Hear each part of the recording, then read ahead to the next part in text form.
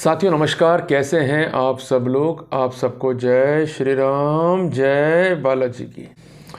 जो टॉपिक मैं आज डिस्कस करूंगा आज की क्लास में वो आपके बेसिक राइट से जुड़ा हुआ है। जब भी पत्नी 498 है या 406 आईपीसी में या दोनों ही सेक्शंस में एफआईआर दर्ज कराती है तो पुलिस जो है आपको बुलाती है और पुलिस जो है आपसे पूछताछ करती है। अब यहीं पर हमारा टॉपिक जो है वो स्टार्ट होता है। अपनी कॉपी में एक क्वेश्चन जो है आप ड्रॉ कर लीजिए कि जब भी पुलिस पूछताछ के लिए बुलाए तो हमें क्या उत्तर देना है, किस तरह से अपनी बात को रखना है, और अगर पुलिस हमारी बात को नहीं लिखती है सही ढंग से पूछताछ नोट में तो हमें क्या करना है। अगर हमें ये एडवाइस दिया जाता है कि आप माफ़ी मांग लो या आप गलती मान लो, आइंदा ऐसी गलती मत करना, आपको छोड़ देंगे, तो क्या ऐसी स्थिति में उनके कहे अनुसार ऐसा वाक्यांश लिखवाना चाहिए और उस पर हस्ताक्षर करने चाहिए या नहीं करने चाहिए। तो ये सब आज के डिस्कस के जो है प्रैक्टिकल एस्पेक्ट्स हैं। साथियों, जब भी मुकदमा होता है 498 है या 406 आईपीसी में तो पुलिस जो है आपको सबसे पहले नोटिस देगी 41A सीआरपीसी का। इसको आप नोट रखो। और आपके साथ साथ जो भी लोग इस क्राइम में एलिजिबली इन्वॉल्व हैं उनको भी जो है नोटिस दिया जाएगा। क्लियर हो गया आपको। 41A सीआरपीसी का नोटिस देना पुलिस की ड्यूटी है, उनकी मर्जी नहीं है। तो एक बात जो है ध्यान रखिएगा कि कई बार ये लोग नोटिस नहीं देते हैं और बगैर नोटिस के आपको थाने बुलाने का प्रयास करते हैं। तो वहाँ पर आपको एसएचओ को लीगल नोटिस देना है अपने वकील के मार्फत, या आप खुद भी कंसर्न एसएचओ को नोटिस दे सकते हो, जिसके लिए आप एलिजिबल हो as per section 32 of the Advocate Act. और यहाँ पर एक बात जो है नोट कर लीजिएगा, लिख लीजिएगा कि आप में से अधिकांश लोग ये क्वेश्चन पूछते हैं कि क्या हम भी एज एन एडवोकेट कोर्ट में अपनी पैरवी कर सकते हैं। तो मैं कहूँगा हाँ, अगर आप सक्षम हैं, अपने केस को बेटर तरीके से एक्सप्लेन कर सकते हैं तो वहाँ पर सेक्शन 32 एडवोकेट एक्ट के मार्फत बगैर किसी डर के आप अपने केस में अपने आप को रिप्रेजेंट करते हुए अपना पक्ष पूर्ण रूप से जो है वो रख सकते हैं। तो एक बात जो है ध्यान रखिएगा, जो आपको मैं शुरू में कह रहा था कि एसएचओ को जो है आपको नोटिस देना है और उस नोटिस में ये स्पष्ट करना है कि अभी तक हमें 41A सीआरपीसी का नोटिस नहीं दिया गया है। यहाँ पर एक बात जो है और नोट कीजिएगा कि माननीय सुप्रीम कोर्ट ने अरनेश बनाम स्टेट ऑफ बिहार के महत्वपूर्ण निर्णय में यह स्पष्ट किया है कि जो वैवाहिक मैटर हैं या ऐसे ऑफेंसेस जिसमें पनिशमेंट 7 साल से कम है तो वहाँ पर 41A सीआरपीसी मैंडेटरी है। उसके बावजूद भी ऐसा देखा गया कि कई मामलों में पुलिस जो है नोटिस देने में इच्छुक नहीं होती है, लड़के पर दबाव बनाती है, कई बार गिरफ्तार भी लड़का कर लिया जाता है। तो वहाँ पर आपको एक बात स्पष्ट कर दूं कि खुद पुलिस वाले भी जेल गए हैं। ऐसे कई प्रेसिडेंट्स जो हैं हमें देखने को मिलेंगे, चाहे वो इलाहाबाद हाई कोर्ट का हो, चाहे वो दिल्ली हाई कोर्ट का हो, इवन ऑनरेबल सुप्रीम कोर्ट का हो, कि वहाँ पर जो दोषी या जो एरिंग पुलिस ऑफिशियल्स हैं उनको जेल तक भेजा गया। और ये दायित्व लगाया गया है स्टेट के ऊपर कि इस बात को एश्योर करें कि जो आपकी एजेंसीज़ हैं वो लॉ की पोजीशन का मिसयूज़ ना करवाएं, ना होने दें। और अगर उनके संज्ञान में ऐसा मैटर आता है कि जहाँ पर 498 है आईपीसी का मैटर है या ऐसा कोई ऑफेंस है जहाँ पनिशमेंट 7 साल तक का है तो वहाँ पर 41A सीआरपीसी इम्पेरेटिव है, मतलब वो देना ही पड़ेगा। अब जब आपको नोटिस मिल जाएगा 41A सीआरपीसी का तो आप लोग क्या गलती करते हो, आप लोग थाने पहुंच जाते हो और इन्वेस्टिगेशन को जो है ज्वाइन करते हो। यहाँ पर एक स्टेप जो है मिस करते हैं। आप सबसे पहले 41A सीआरपीसी की लाइट में जो एफआईआर है उसका पूरा का पूरा जवाब लिखकर जो है अधिकारी को सौंप दो। ये रिकॉर्ड का पार्ट बनता है। कई बार ऐसा होता है कि अधिकारी कहता है कि भैया कोर्ट में जाके पेश करना, मुझको मत दिखाओ। तो आपको वो डॉक्यूमेंट जो है बाय पोस्ट भेजने का है कंसर्न एसएचओ को, कंसर्न आईओ को और कंसर्न हायर अथॉरिटीज़ को विद मार्क कि ये डॉक्यूमेंट जो है ज़रूरी है इन्वेस्टिगेशन के लिए। इसको रिकॉर्ड पर रख के इसके लाइट में जो है इन्वेस्टिगेशन की जाए। और एक बात जो है मैं ध्यान आपको दिला दूं कि 19 सीआरपीसी की अर्जी जो है आप दाखिल करते हो कोर्ट में जाकर, ये बहुत गलत चीज़ है। क्योंकि कोर्ट में आप जब पहली बार जाते हो ऐसी अर्जियाँ लेकर कि हमको जो है फेयर इन्वेस्टिगेशन नहीं मिला, कुछ डॉक्यूमेंट्स जो है रिकॉर्ड का पार्ट बनने थे वो नहीं बने, जिस कारण कोर्ट जो है हमारी हेल्प करे। कोर्ट ने तो एक फार्मूला जो है सिंपल शॉर्ट तरीके से अडॉप्ट कर रखा है as per the recent guidelines of honourable Supreme Court कि हम इन्वेस्टिगेशन एजेंसी नहीं है, हम एविडेंस कलेक्शन में भागी नहीं बन सकते हैं। तो करना क्या है आपको कि जो आप ज्ञापन दे रहे हो उसी में ही इनबिल्ड करना है 19(1) CRPC के प्रोटोकॉल को, और कुछ बिंदु जो है जांच के बना के देने हैं आईओ को, और उससे निष्पक्ष जांच की मांग करनी है। और इसके अलावा जो डॉक्यूमेंट आपको आवश्यक लगते हैं उनको तलब कराने की मांग भी करनी है। अगर आईओ अपनी जिम्मेदारी नहीं निभाएगा, उस अर्जी का डिस्पोजल नहीं करेगा, तो वहाँ पर एक बेटर कॉज ऑफ एक्शन जो है हमारे पास में बनेगा। और ऐसे मैंने कई मामले देखे कि जहाँ पर लड़के पक्ष ने या उनके घर वालों ने रिप्लाई किया प्रॉपर 41A CRPC के नोटिस का, जिसको हम कहते हैं मेमोरेंडम या जिसको हम कहते हैं रिप्रेजेंटेशन, तो वहाँ पर उनको राहत भी मिली। क्योंकि जब आप कोई डॉक्यूमेंट सौंपते हो और वो डॉक्यूमेंट रिकॉर्ड पर आ जाता है तो वहाँ पर उनकी ये दायित्व है कि उनको इस पर जो है प्रॉपर जांच भी करनी है। और इसके साथ साथ एक बात नोट रखिएगा कि 2 हफ्ते के भीतर उस ज्ञापन प्राप्ति के पुलिस आपके डॉक्यूमेंट में जांच करने में कोई रुचि नहीं दिखाती है तो आप हाई कोर्ट पहुँच जाओ सेक्शन 482 CRPC के तहत, या आप आर्टिकल 226 भारतीय संविधान के तहत भी जा सकते हो। दोनों ही रेमेडी इक्वल है, परमिजेबल है। और आपको मैंडामस की जो है मांग करनी है और ये कहना है कि जो कंसर्न अथॉरिटी है जिनको हम ज्ञापन सौंप चुके हैं और फेयर इन्वेस्टिगेशन अक्यूज का राइट है, बट उसके बावजूद भी डॉक्यूमेंट जो है कंसिडर नहीं किया जा रहा है, 1001% आपके अभ्य आवेदन को कंसिडर करने का डायरेक्शन हाईकोर्ट दे देगी। पर उसके बावजूद भी अगर वो कंसिडर नहीं होता है तो वहाँ 2 कॉज ऑफ एक्शन मांगे। सबसे पहली बात, he is liable for contempt, और दूसरी बात है कोर्ट में जाकर आप उस डॉक्यूमेंट की लाइट में डिस्चार्ज भी क्लेम कर सकते हो कि अब वो डॉक्यूमेंट जो है बन चुका है part of prosecution file, and if it is not going to be considered then it is a case of unfair investigation.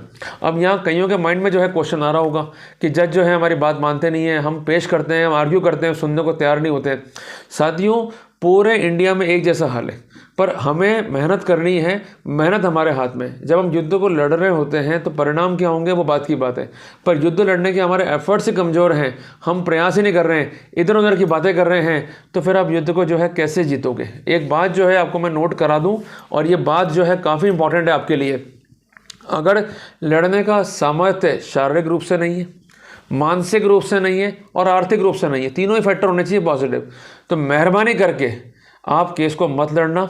लड़की के सामने झुककर माफ़ी मांग लेना और उसका गुलाम बन के रहना, और कृपया करके हाथ में जो है चूड़ी पहन लेना, क्योंकि आपको ये एहसास रहेगा कि हम वो निकम्मे लोग हैं जो औरतों के गुलाम हैं, और जैसा वो चाहती हैं वैसा होगा, और हम तन मन और अर्थ से किसी भी रूप में किसी भी युद्ध को लड़ने में ना तो सक्षम है और ना ही मेंस राइट में जो युद्ध लड़े जा रहे हैं उसमें अपनी बलिदान को देने के लिए, अपने कंट्रीब्यूशन को देने के लिए असमर्थ है।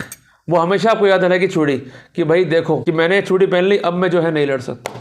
और अगर शेर के बच्चे हो और लड़ना चाहते हो अपने अधिकार के लिए तो कड़ा पहन लेना और लड़ना अपने अधिकारों के लिए, क्योंकि अगर कड़ा नहीं पहना और अपने अधिकारों के लिए तैयार नहीं हुए तो कोई भी आपके राइट्स को प्रोटेक्ट नहीं कर पाएगा। बेसिक समस्या साथ में ये है कि आप निर्भर हो जज पे और वकील पे, वो सिर्फ आपके केस को रिजॉल्व करने के लिए, डिस्पोजल करने के लिए बैठे हैं, प्रॉब्लम को सुनते हैं, एज पर लॉ प्रोसेस करते हैं, जो उनको ठीक लगता है वो करते हैं।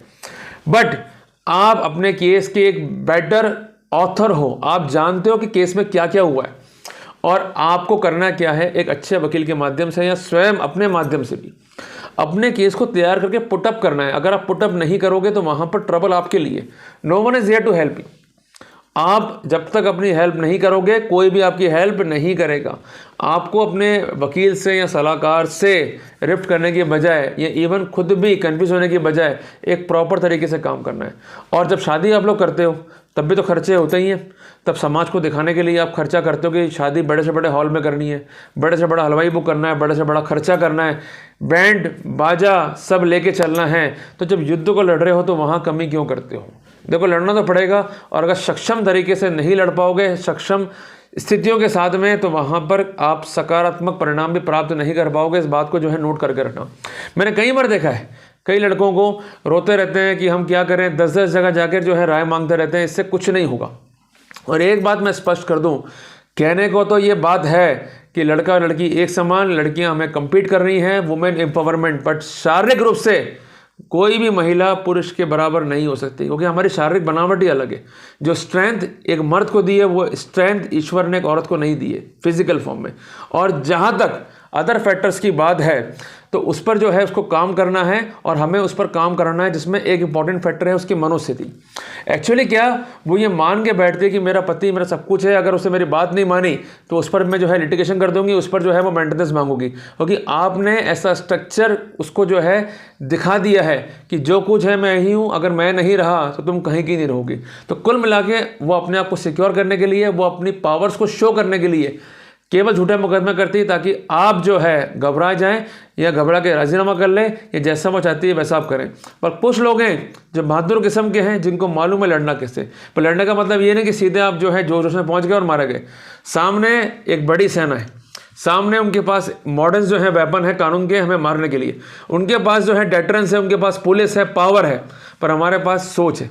देखो एक बात मैं स्पष्ट कर दूं कि अकबर कितना ही होशियार था, बट सबसे इंपॉर्टेंट बात वो राय बीरबल से ही पूछ के लेता था अपने राजकाज में। तो कहने की बात यह कि भले आप सिंहासन में बैठ जाओ, पर जब तक बुद्धि नहीं है तो आपको किसी बुद्धिमान जीव की सलाह लेनी पड़ेगी। तो वैसी स्थिति जो है आपके साथ में कि भले उनके पास ताकत है, तख्तो ताज है, उनके पास जो है लड़ने की बेटर से बेटर मशीनरी, हमारे पास कुछ भी नहीं है, पर फिर भी हम तैयार हैं, क्योंकि हम मन से जो है नहीं हारे। बट आपको जोश के साथ साथ अपनी व्यवस्थाओं पर ध्यान देना होगा। इसलिए बार बार मैं कहता हूं कि शादी में जितना उसके कम से कम खर्चा करो, वेस्टेज मत करो, क्योंकि कल को लफड़ा होगा तो ना तो आपके रिश्तेदार साथ देंगे आपका, ना ही दोस्त देंगे। उस समय आप खुद होंगे, आपके घर वाले होंगे और आपका सामर्थ्य होगा, चाहे वो मनोस्थिति का हो, चाहे वो शारीरिक स्थिति का हो, चाहे वो आर्थिक स्थिति का हो।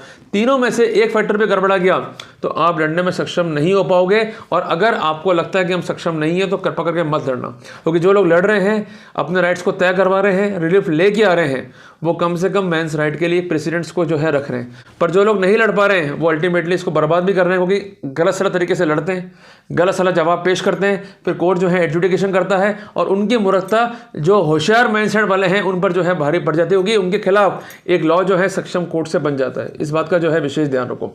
साथियों, पूछताछ नोट जो है जब भी आपसे होंगे तो उस सिनेरियो में आपको अपनी समस्त बातें जो है लिखित में देनी है, इस बात को विशेष ध्यान रखो। और आप अपने बयानों को लिखित में दे सकते हो, ये लीगली परमिसेबल है। और कंसर्न आईओ अगर आपके बयान को नहीं लिखता है, आपके बयान को चेंज करने की कोशिश करता है, तो वहाँ पर मैं आपको एक बात हमेशा कहना चाहता हूँ और इसको आप प्रैक्टिकल करके देखा करो कि जब भी आप थाने पर जा रहे हो, आपकी पूछताछ हो रही है, तो अपने पास में रिकॉर्ड रखो। जो कुछ क्वेश्चन आपसे होगा वो रिकॉर्डेड होगा, जो कुछ आप कह रहे हो वो रिकॉर्डेड होगा। Evidence obtain even though by illegal means is legal, क्योंकि कम से कम जब आप कोई बात कहोगे उससे कंसिडर नहीं की जा रही है तो आप एक स्टैंड ले सकते हो कि मैंने तो अपनी बात कही थी और यही कही थी, पर उसको लिखा ही नहीं गया। और जो भी स्टेटमेंट दे रहे हो वो पढ़ के जो है साक्ष्य करो। कोई बात लिखी नहीं जा रही है तो आपत्ति दर्ज करो। साइन करने की आपको आवश्यकता नहीं है अगर आपके बयान गलत लिखे जा रहे हैं या आप पर दबाव बनाया जा रहा है या इवन आपको कॉम्प्रोमाइज के लिए कहा जा रहा है। हर समय हर वक्त हमें एविडेंस जो है कलेक्ट करनी है, अगर नहीं करी तो बाद में जो है मारे जाओगे। क्योंकि मैंने ऐसे कई इंसिडेंट्स देखे हैं जहां पर लड़के अलर्ट थे, उन्होंने एविडेंस को कलेक्ट किया, उसको प्रॉपर एनालिसिस किया as per section 65B of the Indian Evidence Act, क्योंकि हम बात कर रहे हैं इलेक्ट्रॉनिक एविडेंस की। जब आईओ कोर्ट में उससे क्वेश्चन पूछे गए कि आपने ऐसा क्यों किया, तो उसका कहना कि हमने ऐसा करा ही नहीं है।